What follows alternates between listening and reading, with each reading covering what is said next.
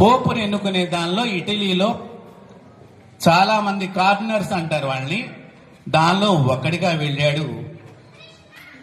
అతడు రెడ్డి సామాజిక వర్గానికి సంబంధించిన వాడు. ఎక్కడ జపం జరిగిందండి? ఎక్కడ హోమం జరిగిందండి? చెప్పండి. మన హిందూ దేవతల వల్ల వాడికి అంత పదవి వచ్చింది. వాడది చెప్పడు అక్కడ. ఇలాంటి వాళ్ళు చాలా మంది దేశం నిండి ఇలాంటి వాళ్లే ఉన్నారు. రాత్రి అయితే మన దేవుడు మొక్కుతారు, పగల మాత్రం వాళ్ళ దేవుడి గురించి చెప్తారు. దాన్ని మీరేదో గొప్పగా భావన చేసి దాని వెనకాల పడిపోతూ ఉంటారు. నేను కూడా మతం మారడానికి రెడీగా ఉన్నా, కానీ నాకు చావు రాకూడదు. నేను ఎప్పుడు 25 years వాళ్ళలాగా యంగ్గా కనిపించాలి. మీ దేవుడు చేస్తాడా అని అడగండి వాళ్ళని. మారదాం. మనకు కావాల్సిందేంటి? ఏ మతంలో ఉన్నా చావు రాకూడదు. నెంబర్ 1. ఎక్కడున్నా సంపాదించుకుంటే డబ్బులు వస్తే చాలు. ఎక్కడున్నా తిండి టయానికి వస్తే చాలు. ఏ మతంలో ఉంటే ఏముంది? ఇదే కదా. వాళ్ళు మీకు రాత్రిపూట నేర్పే పాఠాలు ఇవే. మీరు దయచేసి గమనించండి. రాత్రి మిమ్మల్ని గదిలో అయ్యగారు కూర్చోబెట్టి గోవిందా గోవిందా గోవిందా గోవిందా అంటే గోవిందుడే కల్లోకి వస్తాడు. రాత్రి ప్రార్థన అని చెప్పి మిమ్మల్ని గదుల్లో పెట్టి వాడు చెప్పి చెప్పి చెప్పి కల్లోకి వచ్చాడు వాడు, కాబట్టి మా మతం మారు అంటున్నాడు. కల్లోకి నేను కూడా రాత్రంతా వస్తాను, మరి నా మతం మారరే? ఆలోచన చెయ్యండి. మతం మారితే చావు మారుతుందా? మారదు. తిండి ఏమైనా దాంతరికి అది వస్తుందా? రాదు.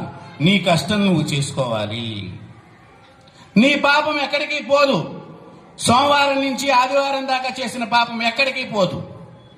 గరుడ పురాణం ప్రకారం నువ్వు ఏమేమి పాపాలు ఏ విధంగా చేశావో, ఎలాగైతే చేశావో ఆ పాపాన్ని అనుభవించేదాకా నీ పాపము పోదు. నీ పాపము పోవాలి అంటే ఒక్కటే ఒక్క మార్గము, రామనామ జపము. అలా రామనామ జపం చేసి ఒకడు పాపాన్ని పోగొట్టుకుని అదే దైవం యొక్క చరిత్ర రాసి ఇవాళ మహర్షిగా మనల్నందరి చేత పూజింపబడుతున్నాడే, అతడే వాల్మీకి ఆదికవి. అప్పటిదాకా అందరినీ కొట్టి దొంగతనం చేస్తూ సంపాదించుకున్నటువంటి వ్యక్తికి ఎవరో ఒక మహర్షి వచ్చి మర అంటేనే అది తిరిగి రామ అయ్యి ఆ రామ జపం అక్షర లక్షలు చేస్తే వాడు ఇవాళ దేవుడై రాముడు వచ్చి ఈ వాల్మీకి పూజ చేసేంత స్థాయికి ఎదిగాడండి. అది రామనామం వల్ల ఉన్నది. కాబట్టి ఇప్పుడు మీరందరూ ఏం చేయాలమ్మా? ఎవరన్నా చేస్తున్నారా అండి? లేదండి. ఎంతమంది చేస్తున్నారండి? సభలో ఉన్నాం కాబట్టి అందరూ చేయి ఎత్తకపోతే మన పాపాత్ముడు అనుకుంటారని చేతులు ఎత్తుతున్నారు.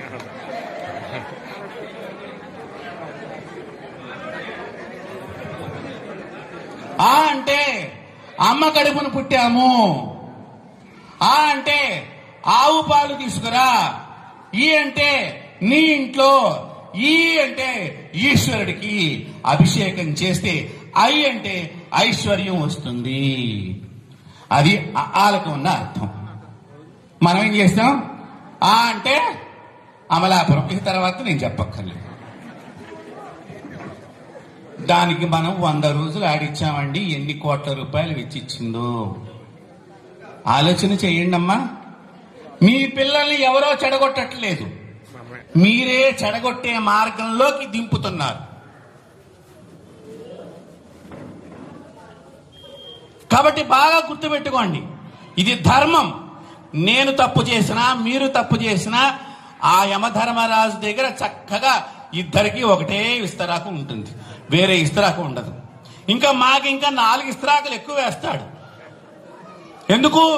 నువ్వు చక్కని బ్రాహ్మణ జన్మ ఎత్తి సద్గురువు అయినటువంటి జగద్గురువు అయినటువంటి రాజగురువు అయినటువంటి ఒక శంకరాచార్య సంప్రదాయాన్ని పాటిస్తూ ధర్మాన్ని చెప్పవలసింది పోయి అధర్మమైన ప్రవర్తనలో నీవు ఉన్నావు కాబట్టి ఇంకో 4 ఆకులు తిను బాగా ఇక్కడ కూర్చోబెట్టి పెడతాడండి.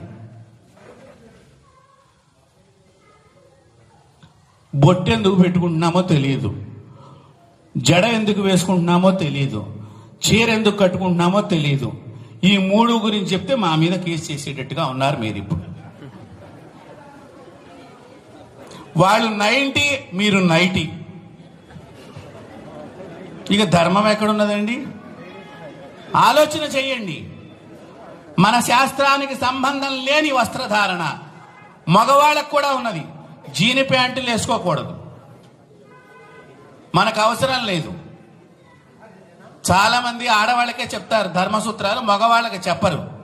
ఎందుకంటే ఇట్లా అట్లాగా వినరు, వినేది 4, 5 ఆడవాళ్లే వస్తారని చెప్పి వాళ్ళకే చెప్తారు, జాగ్రత్తగా ఉండండి. కానీ ఇక్కడ మగవాళ్ళు ఉన్నారు కాబట్టి చెప్తున్నా, మగవాళ్ళు ఎప్పుడూ కూడా గోచి పోసి, పెళ్ళైనటువంటి వారు గోచి పోసి పంచ కట్టుకోవాలి. భోజనం చేసేటప్పుడు చొక్కా విప్పదీసి భోజనం చెయ్యాలి.